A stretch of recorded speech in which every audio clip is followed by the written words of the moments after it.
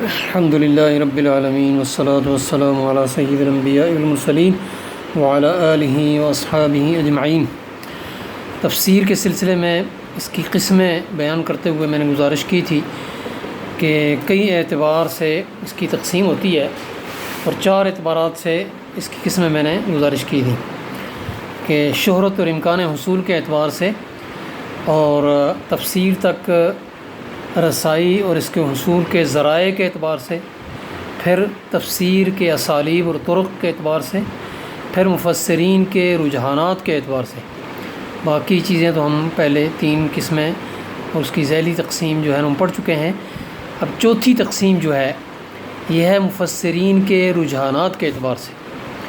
کسی مفسر کے رجحان کی تعیین کرنا یہ تو قاری خود بھی کر سکتا ہے، اور بالخصوص معاصر جو تفسیر کی کتابیں ہیں، بالخصوص اردو زبان میں اور بر صغیر کی لکھی گئی، یہ تو معروف ہیں، ان کے بارے میں کوئی تبصرہ کرنے یا ان کا رجحان بتانے کی ضرورت نہیں ہے۔ سب ایم فل اور پی ایچ ڈی کے درجے کے لوگ، بلکہ عام لوگ بھی جانتے ہیں کہ فلاں تفسیر کس رجحان کی تفسیر ہے۔ میں آپ کو کچھ پرانی تفسیروں کے حوالے سے بتاتا ہوں، یا کچھ عربی تفسیروں کے لحاظ سے۔ تو چوتھی تقسیم جو ہے مفسرین کے رجحانات کے اعتبار سے ہے۔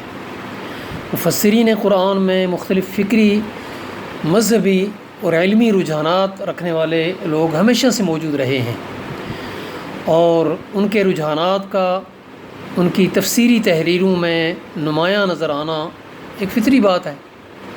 مثال کے طور پر ہم اگر مذہبی رجحانات اور اعتقادی رجحانات کے حوالے سے دیکھنا چاہیں تو ہم کہہ سکتے ہیں کہ سلفی عقیدے اور رجحان کی نمائندہ تفسیروں میں ابن جریر کی تفسیر ہے الجامع لتفسیر القرآن، الجامع لاحکام القرآن۔ ابن کثیر کی تفسیر ہے تفسیر القرآن العظیم، اور اسی طرح شیخ شنقیطی کی کتاب اضواء البیان فی تفسیر القرآن بالقرآن۔ یہ سلفی عقائد اور رجحان کی نمائندہ تفسیریں ہیں۔ 2 تفسیریں ابن جریر اور ابن کثیر تو یہ پرانی ہیں، اور اضواء البیان عربی کی تفسیر ہے جو تقریباً معاصر ہے، شیخ شنقیط کے رہنے والے تھے، فوت ہو چکے ہیں، اور سعودی عرب کی مختلف یونیورسٹیوں میں اور مسجد نبوی میں درس دیتے رہے ہیں، بہت بڑے عالم گزرے ہیں۔ اسی طرح اگر ہم دیکھنا چاہیں تو ہمارے عقائد کی تاریخ میں ایک مشہور فرقہ ہوا ہے معتزلہ۔ تو عقیدے کے لحاظ سے بہت سارے معتزلہ احناف میں بھی پائے جاتے ہیں۔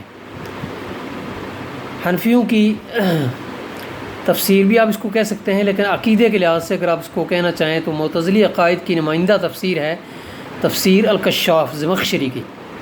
حنفی بھی ہیں اور معتزلی بھی ہیں۔ اسی طرح عقائد میں جو مختلف فرق پائے جاتے ہیں ان میں اشعری بھی ہیں، ماتوریدی بھی ہیں، سلفی بھی ہیں۔ سلفی تو میں آپ کو بتا چکا ہوں۔ اشعری عقائد جو بالعموم ہمارے ہاں بر صغیر میں مروج ہیں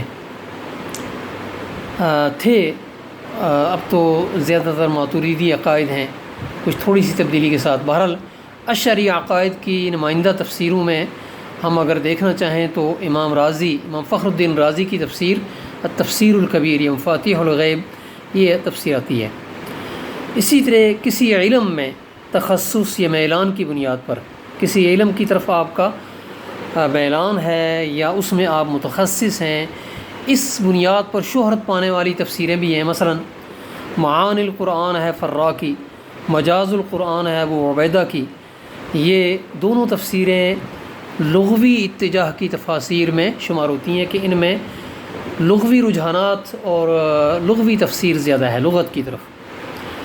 اسی طرح نحوی اتجاہ اور نحوی رجحان یا گرامر کی تفاسیر جو گرامر کا اہتمام زیادہ کرتی ہیں، ان میں اعراب القرآن ہے نحاس کی، البحر المحیط ہے ابو حیان کی، الدر المصون ہے سمین حلبی کی۔